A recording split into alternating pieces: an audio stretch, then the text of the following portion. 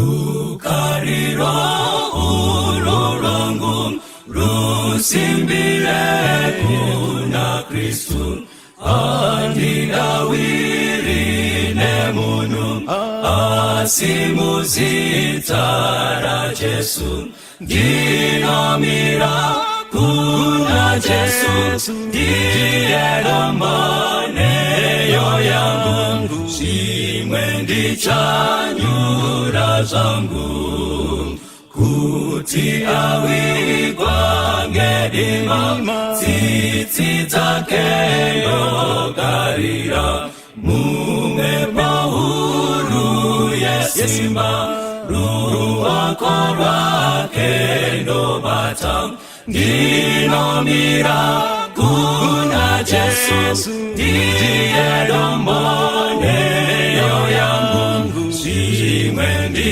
chanyura zangu chirangano chake icho nechitidzo chero paro zvinondipa rusimbiro pakati pemadambudzo ndinomira kuna Jesu ndiye domaneyo yangu zvimwe chanyura zangu apo anenge ouya netsuri ichazoridzwa ndinoda kuti ndimire naJesu parudyi rwake ndinomira kuna Jesu ndiye domaneyo yangu zvimwe ndichanyura zangu ndinomira kuna Jesu ndiye domaneyo yangu zvimwe ndichanyura zangu kupenya mukomune kupenya munyanza nemaranzi anogara munzvimbo dzakanaka mukati memoyo wangu wazadzwa nekucheka apo pano ndamuponesi vanochekesa kwese okupenya kwakanaka kumenyera mumoyo Jesu anobvise ndambo anopenya mumoyo ndosiya kusuwa kwangu senguwa dzodekare kutenda mundipe ikutenda kumusha wembiri uyo wakandigadzirira moyo wangu unotenda newe yangu unobvuma okupenya kwakanaka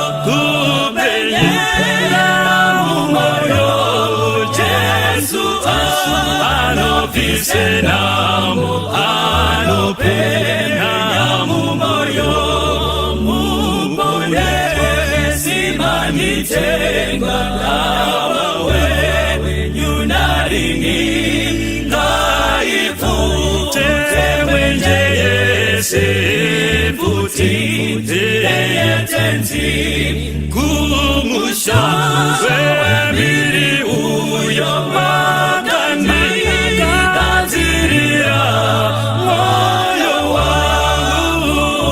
tenda newe yangu unavuma okupenya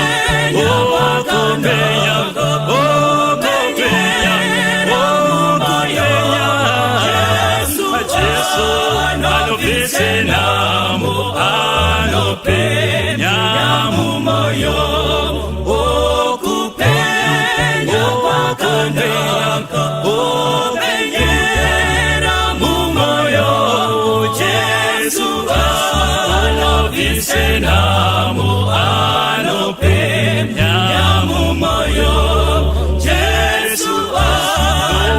anobvise namo anopenya mumoyo. Jesu anobvise namo anopenya mumoyo. Jesu anobvise namo anopenya mumoyo.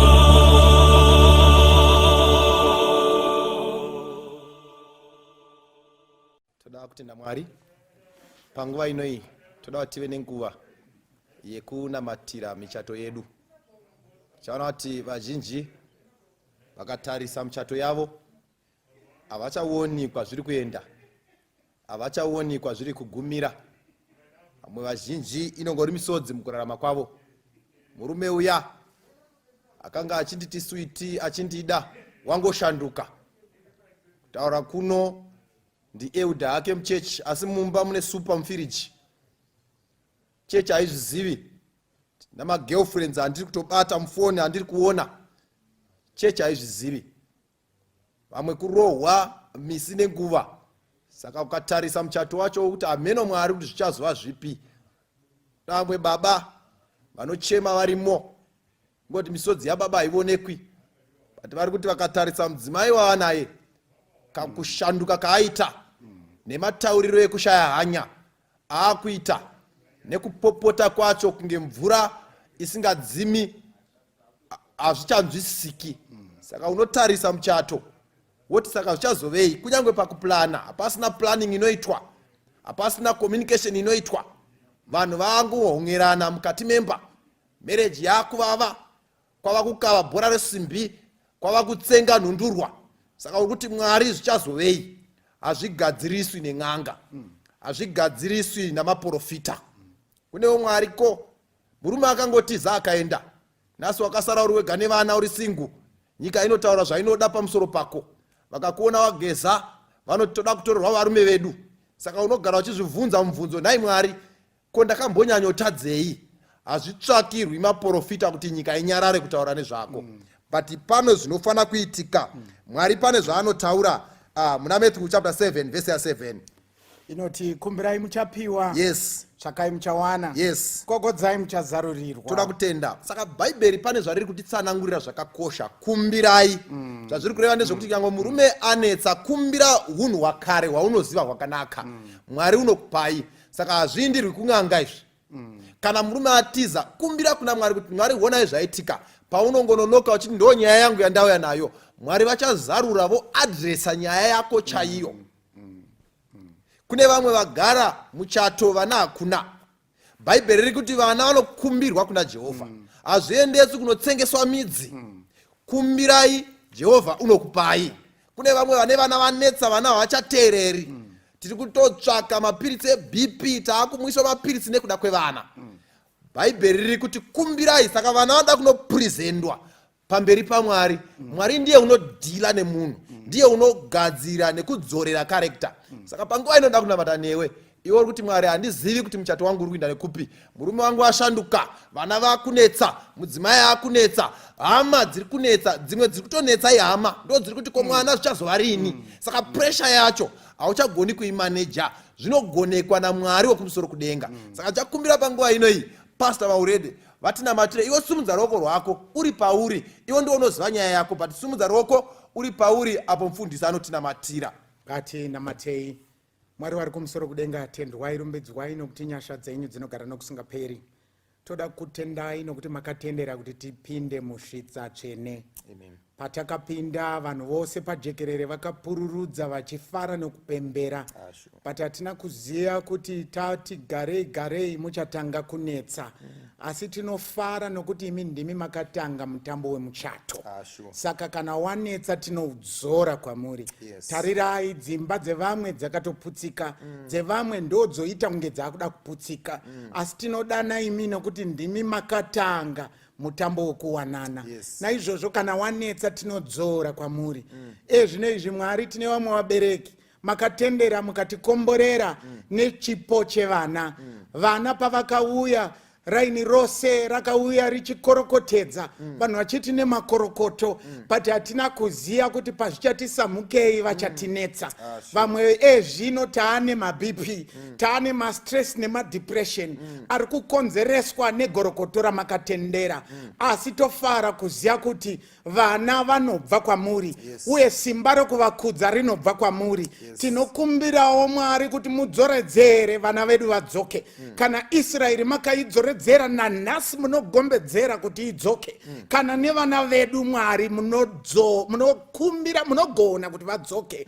Asi chatinokumbira kwamuri Mwari isimba nerudo rwenyu kuti tivaratidze gwara rokudzoka, nokuti tikaita panyama pada tingavarasa. Vamwe vedu Mwari makatendera kuti tipinde musvitsa, tapinda musvitsa hatisati tabata chipo chevana, asi chatinotenda mambotitendera kuti tipinde musvitsa, chikomborero chikuru chatinotenda nacho. Asi kana zvakufadzai matendera tikomborereyo nevana. Vamwe iye zvino Mwari tine zvizhinji zvatingada kukumbira nokuunza pamakumbo enyu. Vamwe totsvaga mabasa, vamwe totsvaga kuroorwa, asi chikuru chatinoya nacho, simbisai mhuri dzedu. Mweya wenyu ngausatama mumhuri dzedu, ugare pakati pemhuri dzedu, nekuti mhuri tumatenga tuduku takamirira kupinda kumusha uri kumusoro kudenga unouya. Nyasha dzenyu nerudo rwenyu zvigotiteera mazuva edu ese upenyu. Tofara nokuti matonzwa kukumbira kwedu. Nyasha dzenyu dzigare dzichititeera, nokuti tanamata kwete nomuzita romunhu asi muzita raJesu. Amen. Amen. Ndokwasai vana vaMwari muzita ratenzi wedu Jesu. Toda kutenda Mwari tava pane rimwe zvakare zuva tichidzidza pfungwa yemunamato nekukosha kwemunamato. Tichaverenga Luka chapter 18 kubva pavhesi ya 1 kusvika pavhesi ya 8. Zvino akavaudza mufananidzo wokuti vanofanira kunyengetera nguva dzose vasingarashi mwoyo. Akati, mune rimwe guta makanga muno mutongi wakanga asingachimwari kana kuva nehanya nomunhu. Zvino kwakanga kune chirikadzi muguta iro yairamba ichiuya kwaari ichiti, ndiruramisirei kumuvengi wangu. Iye akamboramba nguva, asi pashure akati mumwoyo make, kunyangwe risingachimwari kana kuva nehanya nomunhu, iyi chirikadzi zvainonditambudza ndichairuramisira kuti irege kuzovuya pashure indirove kumeso. Verse 6. Ishe akati, inzwai zvinorehwa nomutongi usakarurama. Ko zvino Mwari hangaruramisi sanangurwa vake vanodanidzira kwaari masikati nousiku, kunyangwe achinonoka pamusoro pavo here? Verse 8. Ndinoti kwamuri, uchakurumidza kuvaruramisira, asi Mwari navanakomana vomunhu kana achisvika uchawana kutenda panyika here? Mwari vakomborere kuverengwa kweshoko rake.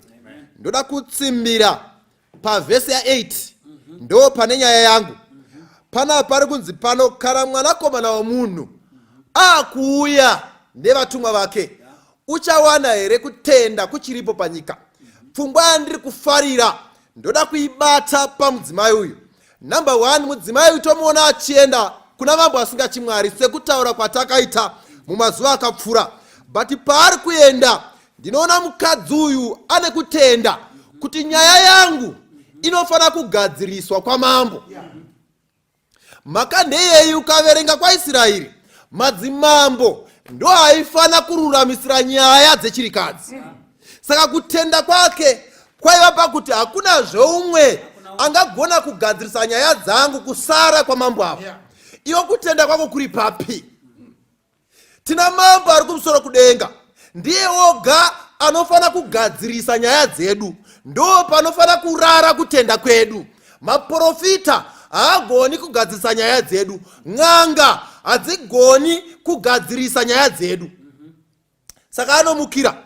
Ndinotarisa nchiona madzimambo kwaanogara nekunogarwa nechirikadzi kwakasiyana.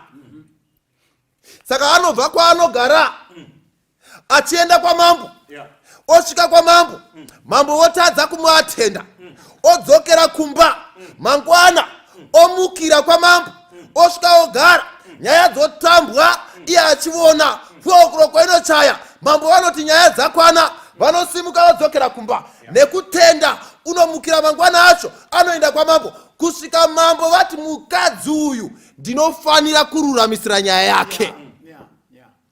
Akaramba achienda kwa mambo.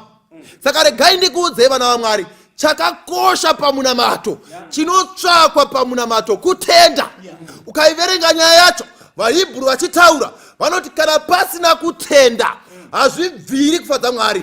Pauro otsanangura neimwe nhambo anoti kutenda kunouya nekunzwa, asi kunzwawo kuchiuya nekuverenga. Saka kutenda hakungouyi. Kuti kutenda kwedu kusimudzirwe tinofanira kuva vadyi veshoko. Kana tikararama pashoko then kutenda kwedu kosumudzwa. Patinovinga pamunamato toenda tisina doubt, patinoenda kumukuru watinoziva kuti nyange zvikaita sezvanonoka anopindura nokuti ndotsika yake. Zamufundisi mukuru anoita sekuti anombonyarara kwechinguva. Ukaenda neni pana John chapter 9 uchasangana nebofu riripo. Bofu rakanga rakatozvarwa riri bofu. Situation yacho yaita seyanyararwa kwenguva. Zvakadaro zvokuti vanhu vaigona kutoseka vachitaura nezvaro nekuti ubofu. Vamwe vaitaura vaiti wakonzereswa nekutadza kwake. Vamwe vaitaura vaiti zvakonzereswa nekutadza kwavabereki vake. Sezvaingotaurwawo pawindo iyi. Ndiona vanhu vachiishanyira voti mazuva afamba ko munozvinetserei zvamunorohwa nezuva muchingofamba muri kupedza mari yekombi nawo maakurova netsoka munozvinetserei. Ndo nyaya yaingorohwa pabofu iyi. But pane musi Jesu paanosvika ndo pakapera nyaya yacho. Jesu akupindura. Saka zvinoita sezvanonoka asi Jehovha unopindura. But rega ndikuudze shamwari yangu, chiri kutsvakwa nhasi naMwari uyu kutenda. Mhaka ndeyei? Kana pasina kutenda mufundisi hazvigoni kumufadza. Chinzwisisai pfungwa iyi. Yes. Pane kuita munamato kozoita kugashira zvawakumbira. Pane nguva pakati apa. Ndakumbira ndazogamuchira. Pane nguva chinonetsa kumirira. Dzimwe nguva Mwari vanogona kutendera nguva kubva pakukumbira kuenda pakunogamuchira. Asi pakumirira pane nyaya mufundisi. Vazhinji vedu pakumirira tinoneta. Vazhinji vedu pakumirira tinopera simba. Vazhinji vedu pakumirira tinoti pamwe Mwari wakonewa. Vazhinji vedu pakumirira tinototi pamwe Mwari haadi. Nguva iyi iri pakati pekukumbira nekugamuchira inoda kuti munhu arambe ari pamunamato, awane simba. Njodzi iripo ndeyekuzoti kana gumbo iri raramba richinetsa, Satani anowana mukana. Satani zvaanoita, kana usingatorwari unogona kutodarika nepane chibhakani chakanzi n'anga pano ukasachiona. Asi musi waunorwara ameno zvazvinongoita unochiona. Ameno zvazvinongoita anoita seanotuma vanhu vake kuti ayewa isu takatonorapwa ikoko tikadzoka tapora, chingoenda unorapwa udzoke upfeke uniform yechechi. Saka pakumirira apa pane kakuita gumbo mumba nekakuisa gumbo panze. Pakumirira apa pane kakutsanya-tsanya nekakuisa zvimvura pasi pemubhedha. Pakumirira apa pane kakusanganisa kechiedza nerima. Pakumirira apa pane kakukumbira Mwari zvakare nekukumbira muvengi. Pakumirira kunorwadza. Pfungwa iyoyo hairambiki. Asi vanomirira Jehovha vachapiwa simba, vachabhururuka samakumbo, vachamhanya vasinganeti. Wait upon the Lord. Wait, I say. Panguva yawakamirira ndoda kuti unzwisise chinhu ichi. Uri kuzungurwa. Luke chapter 22 inotaura nyaya iyoyo. Panguva yawakamirira uri kuzungurwa. Simon, Simon, tarira Satani wakakumbira kuti akuzungurei imi sezviyo, asi ini ndakakukumbirira iwe kuti kutenda kwako kurege kupera, kuzungura, kutora nzungu dzandamenya, ndotanga kutenderedza murusero, ndokanda mudenga ndofuridza, chisina huremu chinobuda kunze kwerusero, chine huremu chinodzoka murusero. Saka panguva yekumirira, it's the time of sifting, inguva yekuti uonekwe kutenda kwako kuri papi. Mwari dai vatibatsira, tadzidza kumira, tisasanganisa, mirira Mwari, siya izvo zvawapiwa, zvinosungirirwa zvawatenga, siya izvo zvawapiwa, zvinozorwa zvekuti ukadzokera zvinonzi out of stock. Mwari never goes out of stock. His attention never goes out of stock. Tsvaga Mwari nguva dzose. Pakumirira apa, pangwarire, unopangwarira sei? Zvino Jesu wakavaudza mufananidzo, achida kuvadzidzisa chinhu ichi, kuti ngavanamate nguva dzose vasingarashi moyo. Zvino Jesu, iyeyu Jesu ndiye wototaura nezvake kuti uchapindura nyaya idzi, asi uchadzipindura sei? Iri kuti pano pana vhesi ya8, ndinoti kwamuri uchakurumidza kuvaruramisira, asi mwanakomana womunhu kana achisvika. Mira tirave muchirungu iyi unyatsoihwa zvainoreva. Yobva yati nevertheless when the Son of Man cometh. When the Son of Man cometh, rakandikudzei vana vaMwari pfungwa huru panyaya yose yatadzidza. Shoko guru ratanzwa pavhiki rino remunamato, heri mwanakomana wemunhu anouya. Haleluya sangano, unouya, zvinganetsa zvingarema, covid no covid, unouya vanakomana vaMwari. Nyangwe zvikaita sei mabhomba kana eAmerica, unouya mukomana.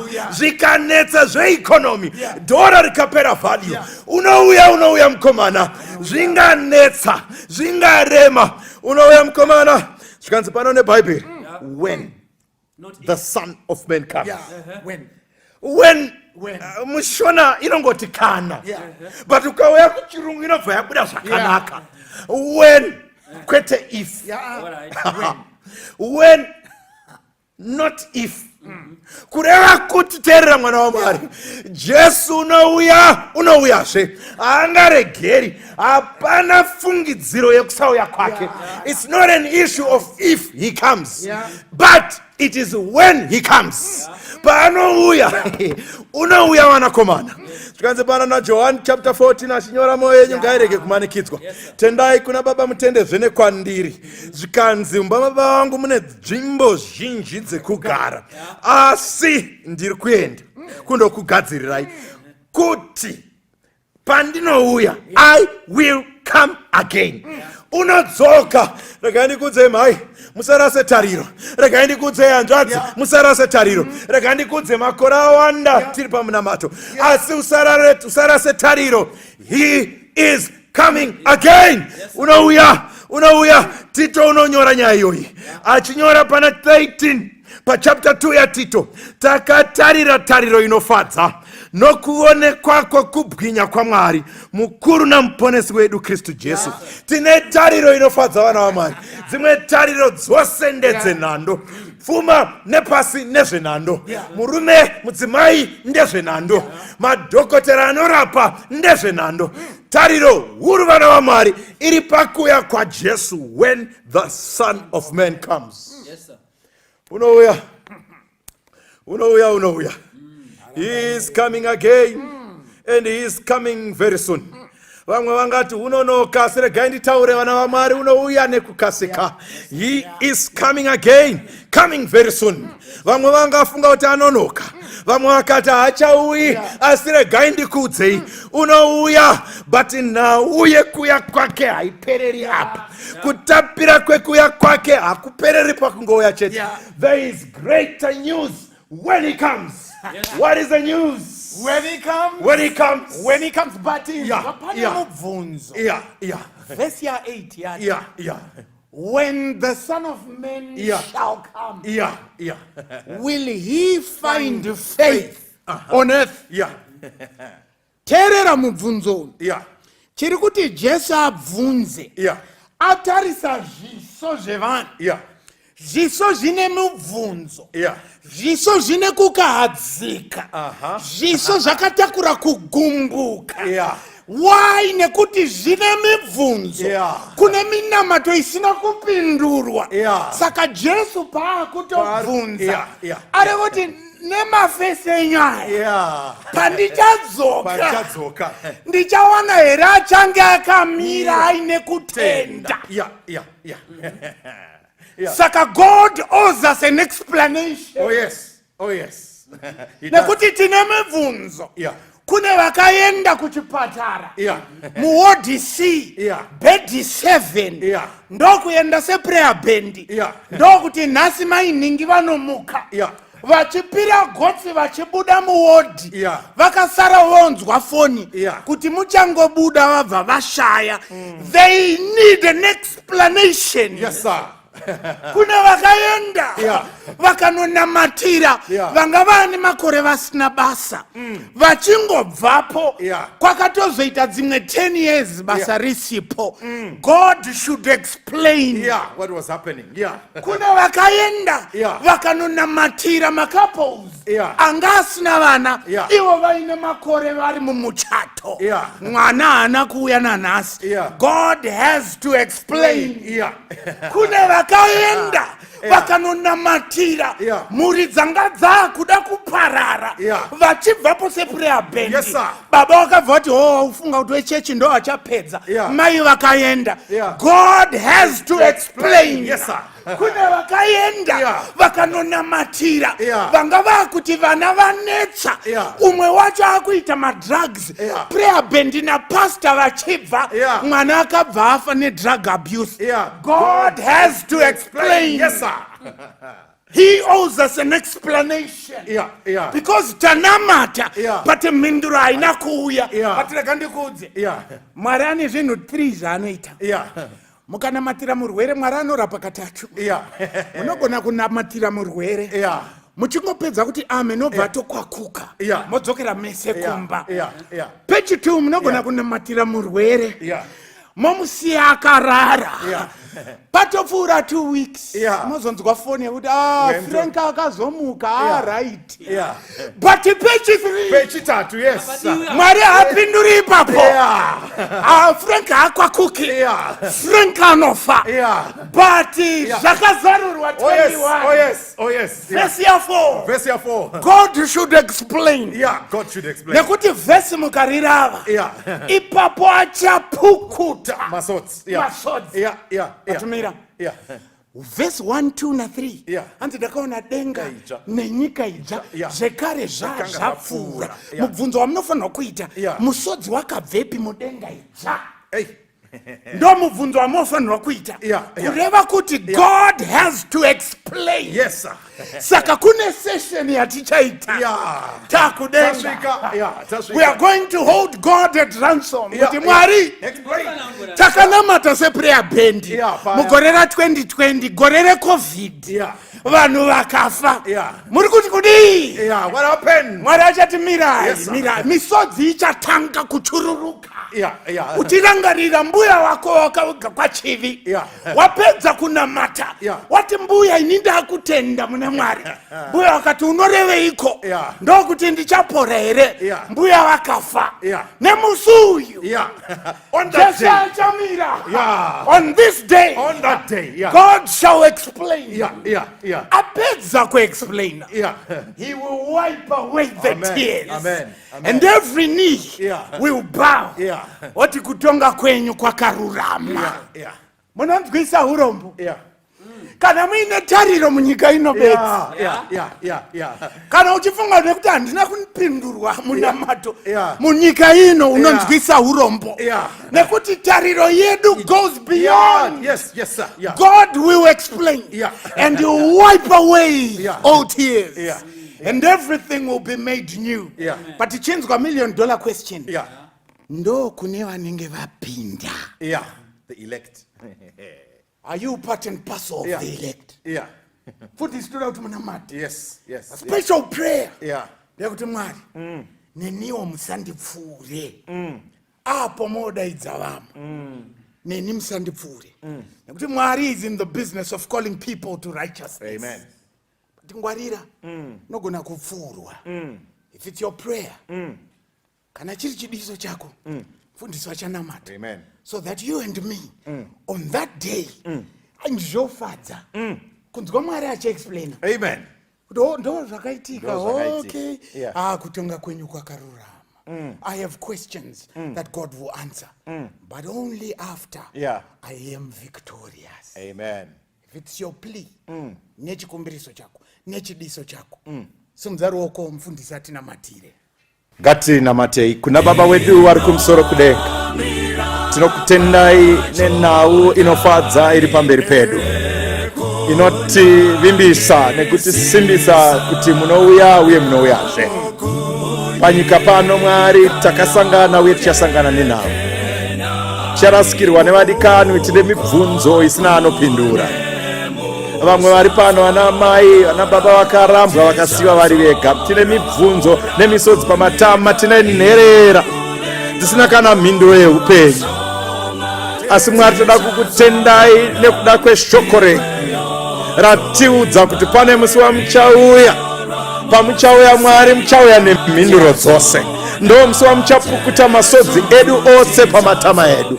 Mwari tichagara nemi muchitsanangura muchipukuta misodzi yose yakadonhedzwa nevasanangurwa venyu. Tinokutendai Mwari kuti kunyangwe nemisodzi yamai avo muchaipukuta, nemibvunzo yambuya wagera apo wakasimudza ruoko apo muchaipindura, nekuti miMwari kuita kwenyu kwose kwakarurama. Muri mutonga akarurama, hapana kana chimwe chete chakatiwira Mwari chamusina tsananguro nacho. Saka chitibatsirai Mwari tigadzirire zuva guru iroro rinouya, tiwanikwe tiri pakati pevachaponeswa. Nemusi wevapo tsuri icharira, mazita evatsvene achidedzwa, nesu tiwanikwe takanyorwa mubhuku reupenyu. When the saints go marching in, Lord, I want to be part of that number. She wants to be part of that number and he wants to be part of that number. Tose Mwari toda kuwanikwa tiri pagungano iroro, muchigopindura mibvunzo yedu, muchipukuta masodzi edu. Maita enyu Mwari, toda kunamata minamato yose yakaitwa nevana venyu muvhiki rino. Imi Mwari ipindurei. Tichida kutokutendai neminamato yakapindurwa kare. Toda kukutendai neminamato yamuchapindura, nekuti imi Mwari munozviita uye muchatiitira. Maita enyu Mwari, tinokutendai. Takamirira musi wekuuya kwenyu, itai tirambe takabata pakutenda. Uyu ndo munamato wedu muzita raJesu Kristu. Amen.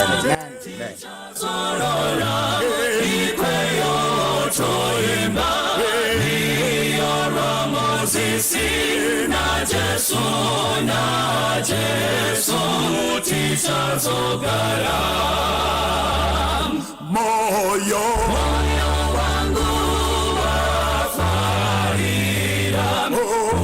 unoda kuyenda, handi chichiro chouya, ndashinga kufamba, tichazorora kunyika iya kudenga, nguva shoma tichazorora, ikayo toimba, iyo ramozisi na Jesu tichazogara, tichazogara.